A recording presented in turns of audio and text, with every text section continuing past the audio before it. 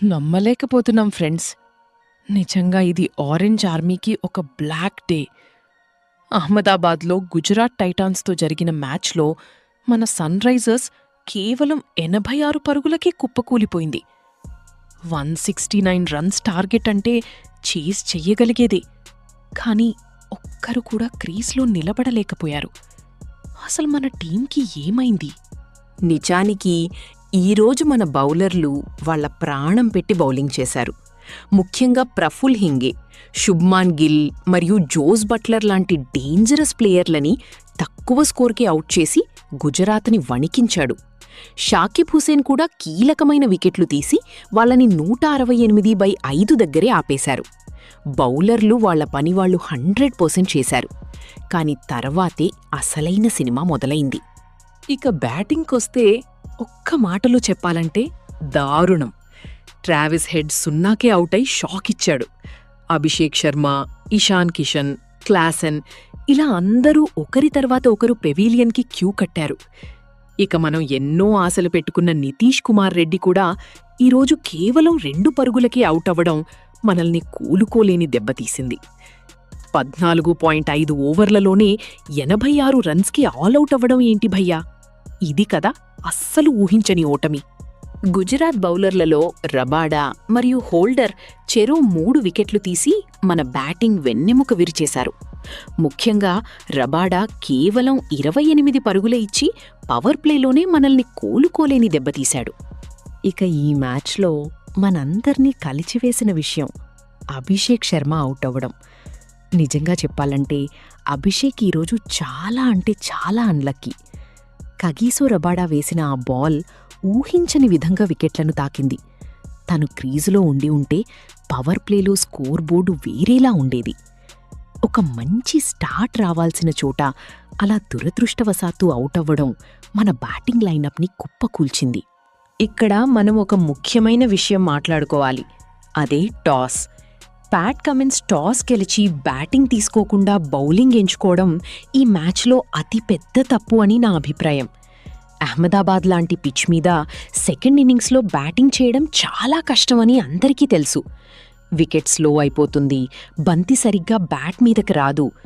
అలాంటి టైంలే మనం చేజింగ్కి వెళ్లడం వల్ల మన బ్యాటర్లు వికెట్లు పారేసుకున్నారు.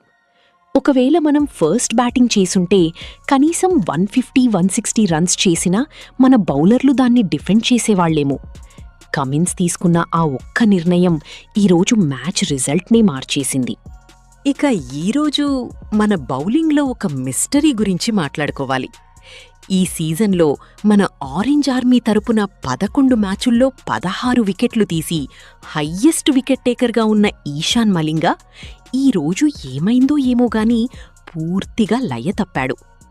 ఎప్పుడూ కట్టుదిట్టంగా బౌలింగ్ చేసే మలింగ ఈరోజు 4 ఓవర్లలో ఏకంగా 46 పరుగులు సమర్పించుకున్నాడు. వికెట్లు తీయకపోగా భారీగా పరుగులు ఇవ్వడం మనల్ని బాగా దెబ్బతీసింది. ఒకవేళ మలింగ తన మార్క్ బౌలింగ్తో ఆ పరుగులు కంట్రోల్ చేసి ఉంటే గుజరాత్ స్కోర్ ఇంకా తక్కువలో ఉండేది. ఆ 46 రన్స్లో కనీసం ఒక 15-20 రన్స్ తగ్గి ఉన్న టార్గెట్ 150 లోపు ఉండేది. మన బ్యాటర్ల మీద ప్రెషర్ కూడా కొంచెం తగ్గేది. ఈరోజు మలింగ ఫెయిల్ అవ్వడం కూడా మన ఓటమికి ఒక కారణమని చెప్పక తప్పదు. సరే, ఈ మ్యాచ్ అయితే పోయింది. కానీ ఇప్పుడు అందరి మైండ్లో ఉన్న మెయిన్ క్వశ్చన్ ఏంటంటే, అసలు మనం ప్లే ఆఫ్స్కి వెళ్తామా లేక ఇక్కడితో ఆగిపోతామా? పాయింట్స్ టేబుల్ ఒకసారి గమనిస్తే మన పరిస్థితి ఇలా ఉంది. 82 పరుగుల భారీ ఓటమి తర్వాత కూడా మన సన్ రైజర్స్ పాయింట్స్ టేబుల్లో 3వ స్థానంలోనే కొనసాగుతోంది. 12 మ్యాచ్లలో మనకి 14 పాయింట్లున్నాయి.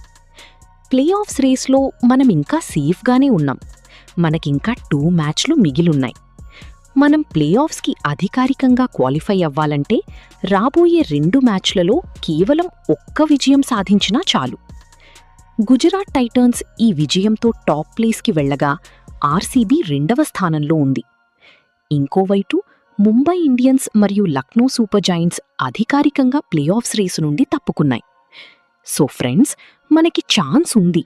కానీ ఇలాంటి బ్యాటింగ్ పర్ఫార్మెన్స్ రిపీట్ అయితే మాత్రం కష్టమే. మిగిలిన 2 మ్యాచ్లలో మన ఆరెంజ్ ఆర్మీ పుంజుకుంటుందని ఆశిద్దాం. మీరేమనుకుంటున్నారు? మనం ప్లే ఆఫ్స్కి వెళ్తామా లేదా?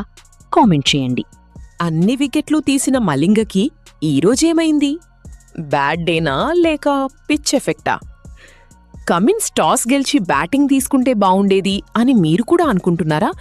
లేదా మన బ్యాటర్ల వైఫల్యమే మెయిన్ రీజనా? మీ మనసులో ఏముందో కామెంట్ చేయండి. మన ఛానల్ని ఇంకా సబ్స్క్రైబ్ చేసుకోకపోతే వెంటనే చేసుకోండి. ఈ బాధలో నుండి మన టీం త్వరగా కోలుకోవాలని కోరుకుందాం. మిగిలిన 2 మ్యాచెస్లో గెలిచి ప్లే ఆఫ్స్కి విన్నింగ్ మొమెంటంతో వెళ్దాం. గెలిచినా ఓడినా మన సపోర్ట్ ఎప్పుడూ ఎస్ఆర్హెచ్కే. జై ఎస్ఆర్హెచ్.